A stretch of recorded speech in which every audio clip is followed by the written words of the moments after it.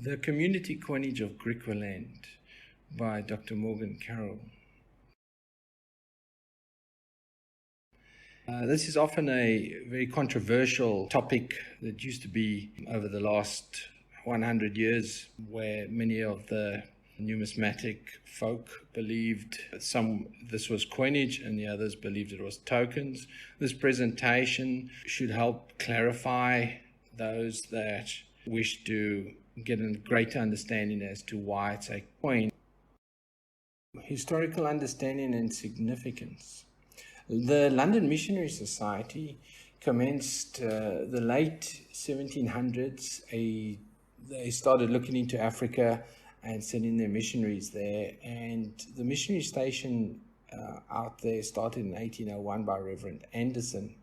Then a Reverend John Campbell in 1813 came out to Africa, and in most of his accounts and minutes, he also wrote a book on his journeys to Africa. He spoke about coinage and the possibility of introducing some coinage to help with trade and create a medium. At the time, there wasn't much going on and there wasn't many coinage available. At that time, beads and other similar things were even readily accepted. In context, the area of Griqualand was owned by the Griqua people, and they had their own sovereignty, and it was not controlled by the Cape Colony or Great Britain at the time. The significance of actually changing this from a token to actually being recognized as the first coinage of South Africa would then reclassify many of the books previously written and the understandings of current historical documents per se, to make this the first coinage of South Africa, as did C.L. Engelbrecht in his book Geld in South Africa, Money in South Africa, that was written in 1987.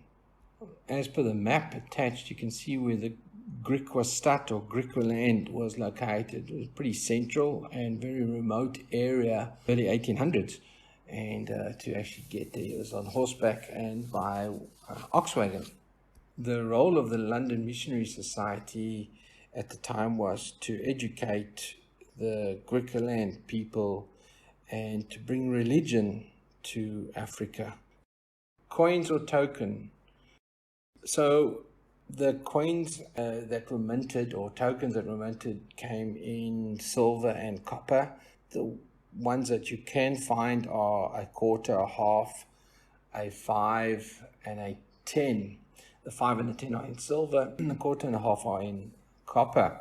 Most tokens were made from a low base material, and it was usually made by a company that's sought to advertise. This was a missionary society. They received donations, and they have to work quite careful with the money that they received. They had no need to advertise their missionary station. Their objective was to create a monetary medium for that area and the surrounding areas at the time. Now, silver, most tokens aren't made in silver, and that has an intrinsic value. In terms of the denominations, they at first seem to be a little bit abstract to the normal circulation money at the time, which was in pence, sterling currency.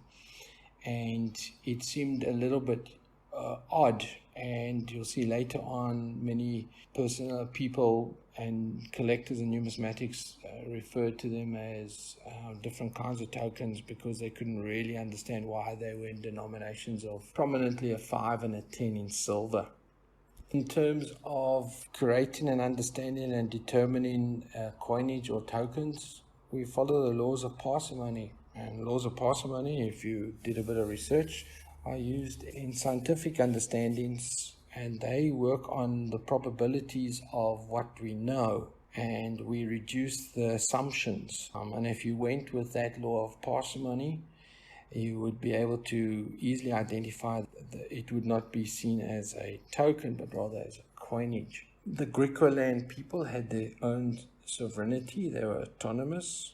They had their own ruling monarchy. They had their own established rules and policies, and they had their own governance at the time. And so they were very much independent. And as such, it seemed quite likely that the LMS would support the Griquas, and in so doing, the introduction of having their own monetary means just seemed quite logical at the time. The anthology report in March 2017, where I, myself, and Anne Stewart underwent an investigation in London, went through the archives, revealed and substantiated many of the unknown facts. Anthology report findings. So what we found in archives was that there was a committee formed back in January 1816.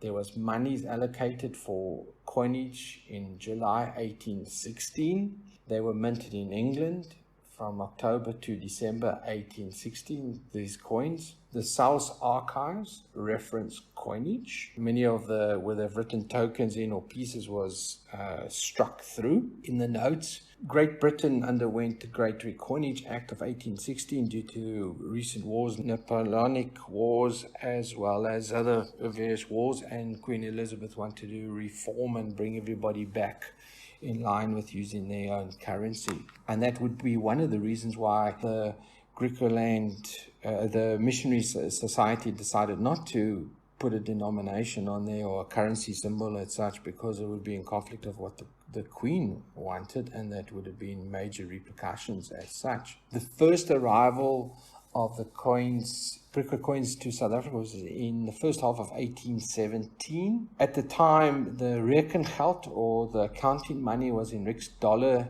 which was paper money, but they did not support lower denomination in change. The reasons for the denominations, it aligned with the Cape Book accounting currencies of skillings and Rix dollars, and hence you had that 5 and a 10, and then you had a quarter and a half.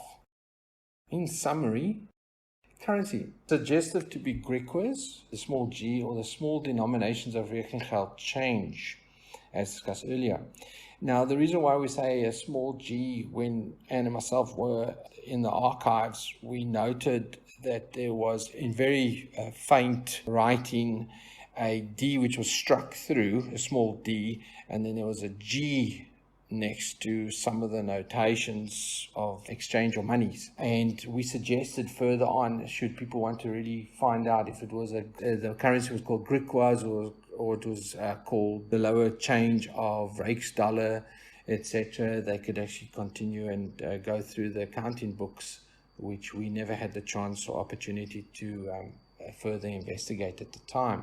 In terms of establishing if it was a coinage or a token, well, the intrinsic metal value would, it's hard to imagine that a token would be issued in silver, although there were in the past some that were in silver. But for the London Missionary Society, for them to actually fork out £200 at that time was a huge amount of money. I think it was supportive of the Griqualand becoming its own autonomy.